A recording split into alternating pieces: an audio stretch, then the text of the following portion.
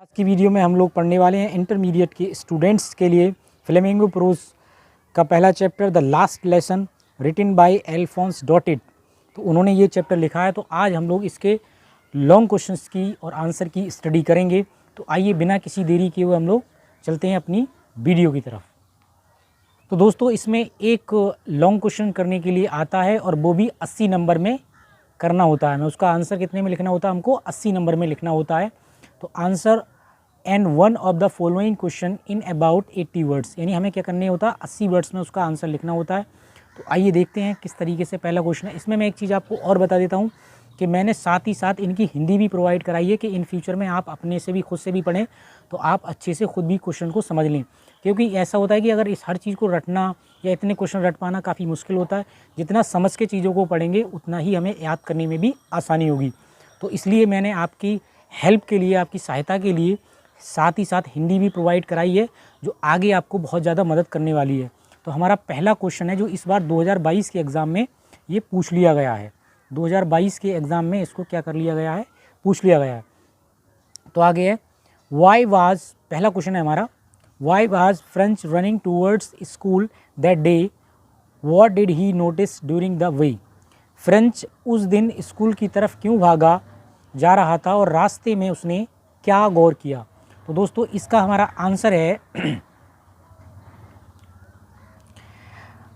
That day French was running towards the school, यानी उस दिन जो है फ्रेंच जो है स्कूल की ओर भागा जा रहा था। Because he was very late, क्योंकि वो लेट था। And was afraid of scolding, और उससे डांटने का क्या था, डर था। Specially his teacher M Hamel was about to ask him question on the participle, यानी उसको ख़ास तौर पर किसका डर था, अपने टीचर एम हेमल का डर था जो उसके अध्यापक थे। क्योंकि वो उससे क्या करने वाले थे, क्वेश्चन पूछने वाले थे पार्टिसिपल पर। पार्टिसिपल जो होता है वो ग्रामर में एक चैप्टर होता है, उसको आगे हम ग्रामर में आपको बताएंगे। But French did not know the first word them, यानी उनका उसे डर इसलिए भी था क्योंकि उसे एक वर्ड भी याद नहीं था। क्या नहीं था, उसको एक वर्ड भी पार्टिसिपल का याद नहीं था। So he was in double fear of being late and the participle, इसलिए उसको डबल क्या था, फेयर था, डबल डर था। किस चीज़ का उसको डबल डर था, उसको डबल डर इसलिए भी था क्योंकि ना तो उसने पार्टिसिपल को अच्छे से याद किया था और दूसरी चीज़ वह लेट भी था। इन द वे, रास्ते में ही नोटिस द बर्ड्स चिरपिंग, उसने रास्ते में नोटिस किया कि चिड़ियाँ जो है चहचहा रही हैं। सा द पर्सियन सोल्डर्स, उसने पर्सियन सोल्डर जो से यानी जो सैनिक थे practising in the open field, उसने क्या देखा कि जो पर्सिया के जो सैनिक हैं ओपन फील्ड में क्या कर रहे हैं, अभ्यास कर रहे हैं। ही फाउंड एवरीथिंग सो साइलेंट, और उसने पाया कि सब कुछ क्या है, साइलेंट है। लाइक संडे मॉर्निंग, और सुबह मतलब जो रविवार की सुबह होती है उसकी तरह बिल्कुल सब कुछ साइलेंट था। आप इसकी हिंदी भी देख सकते हैं, स्क्रीनशॉट ले लें ताकि आपको इन फ्यूचर इसमें हेल्प मिल जाए। तो हमारा दूसरा क्वेश्चन है what was the scenes inside the class when French reach to the school.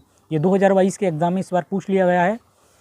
तो मतलब इसमें ये पूछा जब फ्रेंच स्कूल पहुंचा तब कक्षा में के अंदर क्या दृश्य था। तो ये हमें बताना। When the French reach to the school, जब फ्रेंच स्कूल पहुंचा, he found everything so silent like Sunday morning. तो क्या हुआ कि जब वो स्कूल पहुंचा तो उसने पाया कि सब कुछ जो है रविवार की सुबह की तरह बिल्कुल कैसा है, शांत है। He saw his classmate through the window, उसने विंडो के जरिए क्या देखा, अपने क्लासमेटों को देखा, अपने सहपाठियों को देखा। Who were already in their places, वो अपने स्थानों पर अपने स्थानों पर बैठे हुए थे। The teacher M Hamel was walking up and down, वो नीचे ऊपर जो है क्या कर रहे थे, घूम रहे थे, टहल रहे थे। He saw his teacher Hamel wearing his beautiful green coat, और उसने क्या देखा कि अपने अध्यापक को बहुत ही सुंदर ग्रीन कोट में देखा। ही सा villagers sitting on the black benches, उसने देखा कि जो गांव वाले हैं, जो टाउन के लोग हैं, या टाउन भी यूज़ कर सकते हैं आप वर्ड, टाउन के जो लोग हैं वो क्या पीछे वाली सीटों पर बैठे हुए थे। इंक्लूडिंग, साथ ही साथ the farmers, mayor, post master and other server, और जो साथ ही साथ में क्या थे, किसान थे और जो मेयर थे, पोस्ट मास्टर, ये सारे के सारे लोग वहाँ पे उनके साथ बैठे थे। एवरीथिंग वाज स्टिल एंड काम दैट डे, उस दिन सब कुछ क्या था, बिल्कुल ठहरा हुआ था और शांत था। आप इसकी चाहो तो हिंदी भी देख सकते हो, स्क्रीनशॉट ले लीजिएगा, ये आपको काफ़ी हेल्पफुल रहेगा। How did the announcement of the last lesson effect French, ये भी 2022 के एग्ज़ाम में आपका पूछ लिया गया है। 2022 के एग्ज़ाम में इसको भी पूछ लिया गया है और ये सारे के सारे क्वेश्चन राजीव प्रकाशन की बुक से आए हैं। तो आखिरी पार्ट की घोषणा ने फ्रेंच पर क्या प्रभाव डाला, ये इसका मीन्स है। दोस्तों इसका आंसर है the announcement of the last lesson effect French very much, यानी अंतिम पार्ट की जो घोषणा थी उससे फ्रेंच पर बहुत ज़्यादा प्रभाव पड़ा। This announcement was like a thunder clap, और ये जो अनाउंसमेंट थी मतलब ये घोषणा थी, ये इस तरीके से थी जैसे थंडर क्लैप का मीन्स होता है कुठाराघात, यानी जब कोई हमारे को बुरी खबर मिले या कोई अच्छी बेकार तो हमारे बिजली सी जो दौड़ जाती है उस टाइप की थंडर क्लैप का मतलब होता है कुठाराघात फॉर ए फ्रेंच के लिए। ठीक है, फ्रेंच बाज वेरी शॉक्ड, फ्रेंच बहुत हैरान था। ही फेल्ड वेरी गिल्टी, वो बहुत ज़्यादा कैसा महसूस कर रहा था, बहुत ज़्यादा मतलब अपने आप को अपराधी जैसा महसूस कर रहा था। फॉर डेलिबरेटली, यानी जानबूझकर, ignorance to learn his native language, यानी जानबूझकर अपनी भाषा को मतलब नज़रअंदाज करने के लिए वो बहुत ज़्यादा गिल्टी फील महसूस कर रहा था। And he suddenly develop strange passion for his language and his school, और क्या हुआ अचानक उसे अपनी भाषा के लिए और अपने स्कूल के लिए बहुत ज़्यादा जुनून सा एकदम पैदा हो गया, मतलब डेवलप हो गया। The idea that his master was going away, यानी उसके जो the idea that his master, यानी उसके मास्टर के जो आइडिया थे वो उससे भाग रहे थे। That he should never see him again, यानी उनको वो कभी नहीं देख पाएगा एम हेमल के लिए, क्योंकि वो तो वहाँ से चले जाएंगे। मेड हिम फॉरगेट, और ये उसको क्या करा रहे थे, all about his ruler and how crinkly he was. तो ये क्या कर रहे थे, उसके लिए जो है बुला दिया था, क्योंकि वो कितने मतलब सख्त थे। तो ये सब कुछ जो है वो भूल रहा है अपने मास्टर के बारे में, क्योंकि वो सभी कुछ क्या हो जाता है, भूल जाता है। आगे 10 the announcement last lesson made French realise the importance of native language. इस तरीके से क्या होता है अंत में, इस प्रकार आखिर में लेसन की घोषणा ने फ्रेंच को मूल भाषा के महत्व के बारे में क्या कर दिया, बता दिया। तो दोस्तों ये था हमारा इसका आंसर, ये इस बार आ गया है, तो आप चाहें तो इसकी हिंदी भी अच्छे से देख सकते हैं। हमारा नेक्स्ट क्वेश्चन है, in which way did M Hamel blame himself and others for the negligence of the studies of French language. इसमें आपको बताना एम हेमल ने स्वयं को व दूसरों को फ्रेंच भाषा के अध्ययन को नज़रअंदाज करने के लिए किसे आरोपित किया। दोस्तों इसका आंसर है M Hamel blamed himself and other for the negligence of study of French language. यानी इसमें क्या था कि एम हेमल ने स्वयं को व दूसरों को फ्रेंच भाषा के अध्ययन में नज़रअंदाज करने के लिए आरोपित किया, क्योंकि M Hamel himself often sent French to water in his flower instead of teaching the lesson.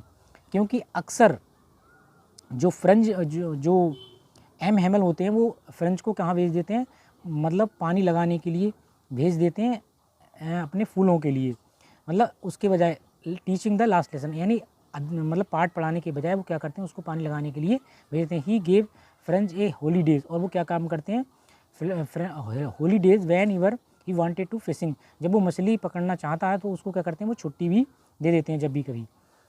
M Hamel blamed their parents, यानी उसके पेरेंट्स को भी वो ब्लेम लगाते हैं, who preferred work on farm और mill to earn money instead of education. वो पढ़ाई के बजाय क्या काम करते हैं, मिलों में काम करवाना, पैसे कमाने के लिए उसको ज़्यादा तरजीह देते हैं, उसको ज़्यादा उनको अच्छा लगता है, तो इसलिए भी वो उनको ब्लेम देते हैं। ही ब्लेम्ड स्टूडेंट्स, वो स्टूडेंट्स को भी मतलब ब्लेम लगाते हैं, because they use to delay studies saying that they had plenty of time, क्योंकि वो जब वो स्टूडेंट्स से, विद्यार्थियों से जब वो बोलते हैं, छात्रों से कि आप पढ़ लो, तो वो कह देते हैं कि हमारे पास बहुत सारा समय है। प्लेंटी ऑफ टाइम का मतलब होता है बहुत सारा समय होना।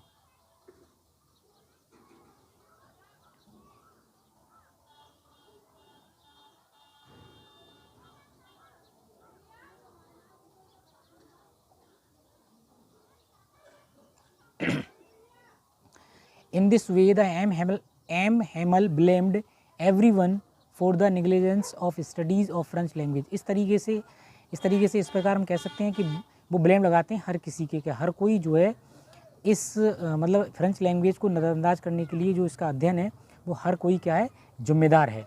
तो दोस्तों ये इसका आंसर है, आप चाहो तो इसका हिंदी भी अच्छे से देख सकते हो, स्क्रीनशॉट ले लीजिएगा आप।